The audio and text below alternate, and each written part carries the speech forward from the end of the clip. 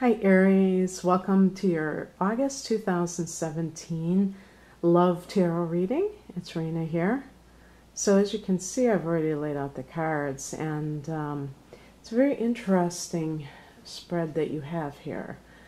I'm going to just explain each of the positions, and for the heart of the matter, we have the Five of Wands. So this can be a card where you are experiencing some sort of conflict or perhaps even intervention that is somewhat competitive from other factions. And basically what I tend to see with this card is either you're with somebody who is a fellow fire sign, perhaps, and there's a lot of the jostling of the egos when you have two fire signs getting together. So we're talking about another Aries, a Leo, or a Sagittarius, and maybe there is some kind of like, who's the top dog, who's the most successful. But I do feel that there may be some kind of infidelity issues.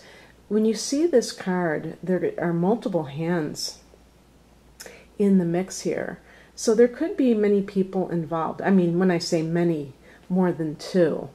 And I have in the past position the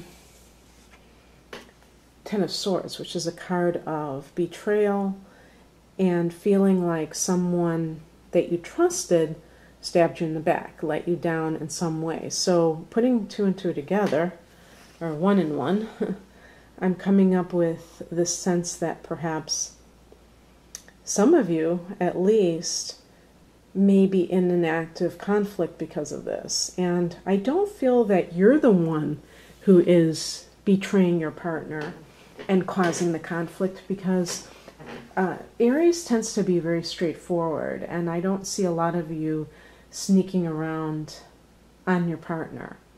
So it's more likely that it was done to you. And what may happen, which is kind of interesting for Aries, is that it might actually stimulate within you a sense of that competition where you want to win your partner back from a rival. And that could actually spice up your relationship in a weird way if you don't allow your ego to get the best of you. But it's interesting because you may be fighting for your marriage. I mean, that may be what the fight is all about. This is a card of marriage. This is connected to Taurus. So if your partner is a Taurus, then that would also speak of that person. It could be that this is the sign of the other person that your partner is involved with. But this is a card of conformity and authority, and also of philosophy, of higher way of thinking of things, of the spiritual meaning of whatever's going on. So it's possible that an experience like this, as negative as some people may see it, may actually be a good thing in certain respects for you, for your growth, where you may actually learn something from the process. That is a card of looking at life in a higher way. And maybe you will review your own behavior and see something that you feel maybe you should have done differently. It's interesting because we have this higher message. The Two of Swords. So this is some kind of a stalemate, an impasse, or a decision that a person has difficult making.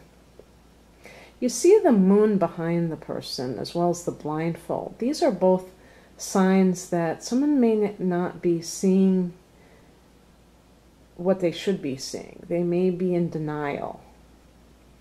Someone may be being deceived. The moon can indicate deception in certain instances. And so What is it that maybe you are choosing, or perhaps another person is choosing? The other person in your life. Are they kind of torn? Are they having difficulty deciding who to choose?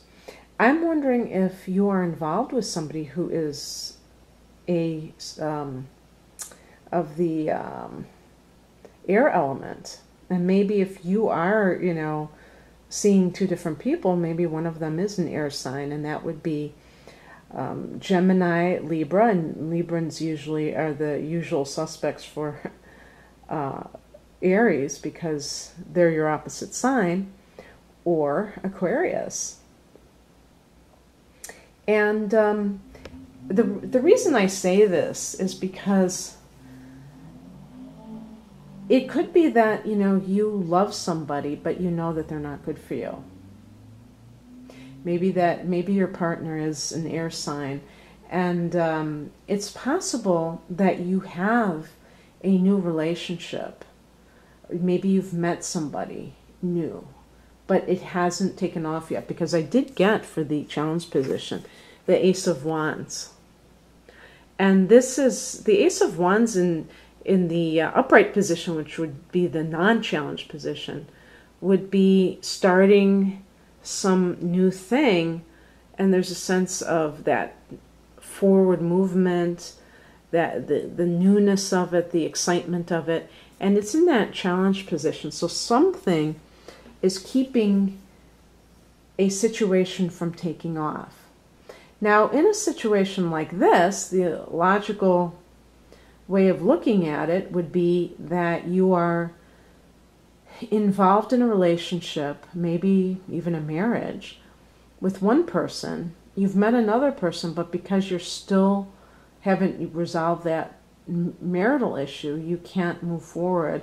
Or maybe your new partner can't move forward because they're in a relationship. I mean, I don't know exactly what is going on, and probably there are many different variations of that could be applicable to this card.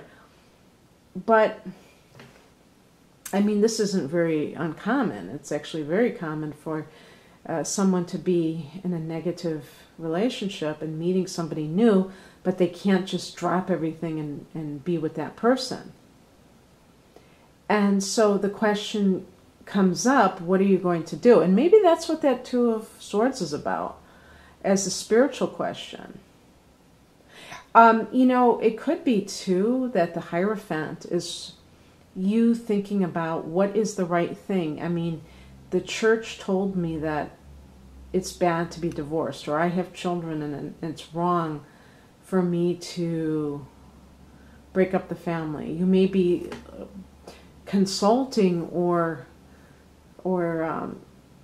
thinking about the teaching that you have had, growing up, about what is a family and what is the right thing to do under the circumstances. And that may be causing a lot of confusion, as represented by the Two of Swords. Now, as the higher message, the Two of Swords may be saying that confusion is coming from somebody else's values or conditioning. It may not be something, if you had your own mind and you weren't referring to anyone else, maybe you wouldn't think there was anything wrong in leaving a certain situation. But perhaps you are influenced by other people and feel obligated to do something based on what other people are telling you. And other people, they may be involved in that, because we have that Five of Wands. It could be in-laws, it could be anything, and they may know what is going on in your marriage or whatever, your relationship, and they're putting in their own 2 cents. But in any case, the advice, or what is the near future, is represented by the Hangman, which is really about exactly what you may be doing already, just hanging out and letting go and letting God, as they say, because there may not be much you can do at this moment. And a lot of times Aries tries to force something to a head or an issue, and for whatever reason, it may not be something that you can do. Now, what I think may be happening is that some of you may be involved with somebody who is married, and they haven't left their partner, and they're leaving you in limbo. And that's what the Hangman card could be. And so you may be very impatient to get this party started, but you can't do that yet. And so what that card is saying is that you have to sometimes be passive. You can't always be the aggressor. Or you could actually muck it up. You can make it worse in certain circumstances. A lot of circumstances, actually, because a lot of times when people impose their will on the universe, it doesn't end well, you know. It's okay to do your part, but then you have to be like the Hangman and let things do, you know, do what they're going to do. I love the Outcome card, though, because I think that it's a card of adventure. The zero, the unknown quantity.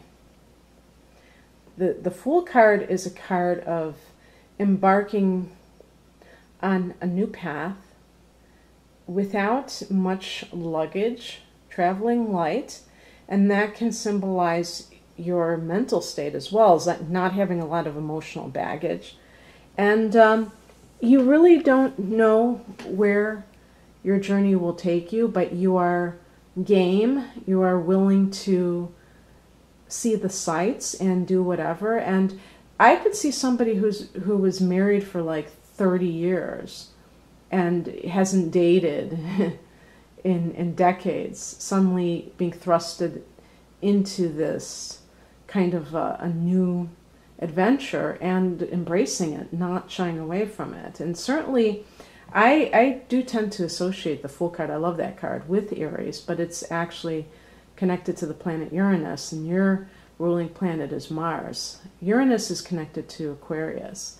Because that card can be nonconformity too. It's right below the Hierophant, which is more of the tradition. So if you were raised in that kind of conformist, traditional mindset, you may be kind of breaking out of that mold. And I just thought of something. Oh, wow. Uranus is in Aries as a transit right now.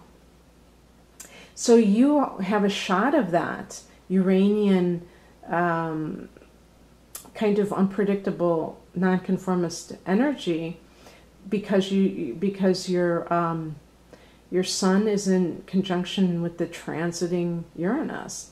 So you really are craving your freedom right now, Aries, and it's time to embrace it.